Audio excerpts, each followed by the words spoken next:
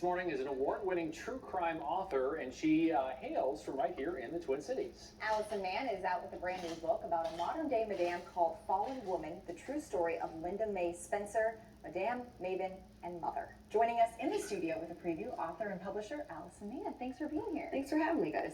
Okay, this story is so fascinating to me for many, many reasons, but first of all, that I just didn't even realize that this was happening so recently in St. Paul. Yeah, it's that is a lot of what I hear feedback-wise locally. Right. You know, Minnesota, St. Paul, we didn't know. Right. You know, it was pretty hidden.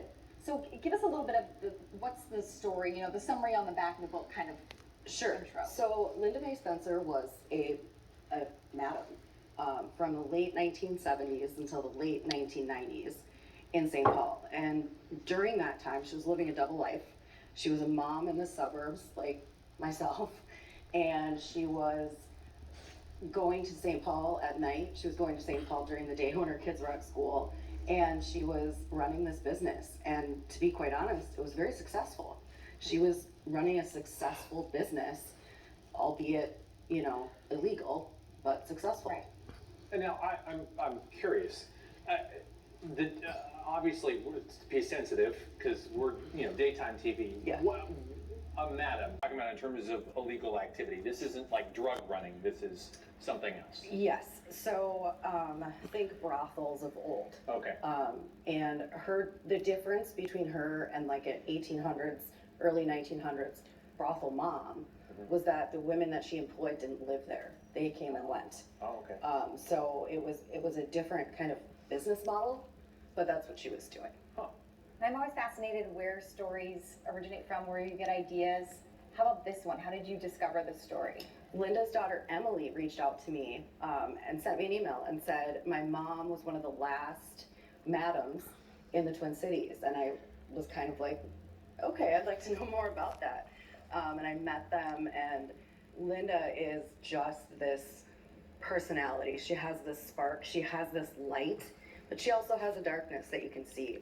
And I just immediately wanted to learn more about her. And for her, the story, obviously we have the kind of the brothel type aspect, but really this is a story about her, how she got there.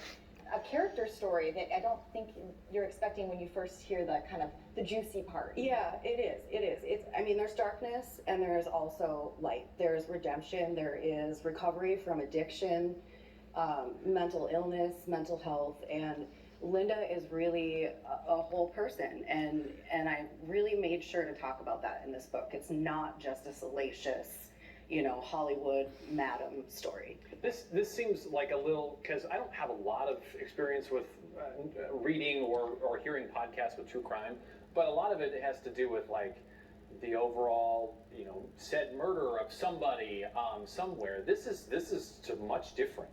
It is. It's not a murder mystery. It's not an unsolved crime. But there were crimes, and there are courtroom scenes, and police and all investigations and sting operations, and it has all of those things. But the nice thing is it has a happy ending. And you can write about this because you were a paralegal before, so you knew how to write about and talk about the legal system in a way that most of us have no idea. Yeah, it's a great advantage, both in my research to build the story and then also to understand it and then, turn around and put it back out as something that other people can understand as well. Now, I'm curious, how obviously you wrote the book. Did you get the book approved through Linda? Like, what was her overall reaction to this? We worked together on the book, myself and Linda and her daughter Emily.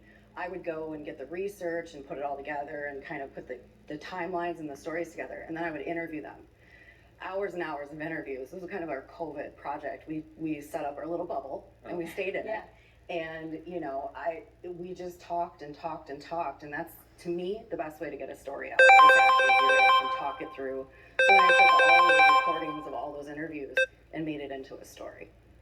And now reflecting on it, that whole process, and having them be this voice in it, I mean, that's a real gift to be able to have their approval and have them be a part of it. A lot of times people are writing without getting approval or real interviews with those people they're focusing on. Yeah, true crime can be exploitive. Right. And if it's done right, it's not, but you're always walking that fine line. And so working with them, having them as partners in this was a really great experience in terms of just knowing that, you know, they did approve.